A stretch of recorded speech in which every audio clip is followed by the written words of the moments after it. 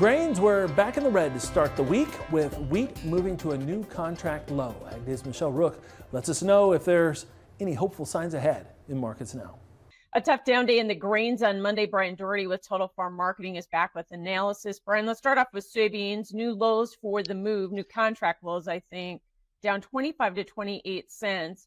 So you say we have kind of the perfect storm there in that market, huh? Well, in row crops in general, so you've got heavy fund selling in recent weeks, and the Commodity Traders report on Friday showed that they were continuing to do that through last Tuesday. And then, of course, you had reports out on Friday that weren't friendly for wheat or beans necessarily, favorable for corn, but that was still the recipient yesterday of heavy, I think, fund selling. But you just don't have anything to bite your teeth into if you're bullish. The short sellers are rewarded by selling more.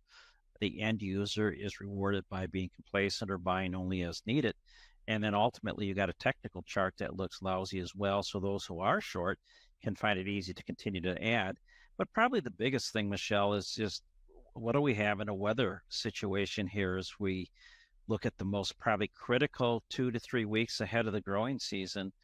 And with no threatening weather, the corn market's going to continue probably to see pressure if soybeans are going down. So is $4 going to hold on December corn, I think, is the big question, Bryan. If you look at just the where the market is relative to all other things, we're at our lowest price in 4 years, and you're looking at really good value. All of those things say, yes, the market should hold. What says no is that farmers are still holding a large amount of old crop corn. The market knows that. And the market has to try and figure out what's going to happen to farmers there. Are they going to just dump it eventually? Or are they going to continue to trickle it out? Or are they just going to store it into the new crop and then see what harvest brings? But no matter how you look at it, you've kind of got a supply, let's call it slug. We put another 100 million bushels on the balance sheets for wheat with the Friday WASDE. And so some new contract lows in Chicago there again as well, right? Right. So the trade-off, farmers get good yields or better than expected yields. It shows up in a balance sheet and takes it out of price, unfortunately.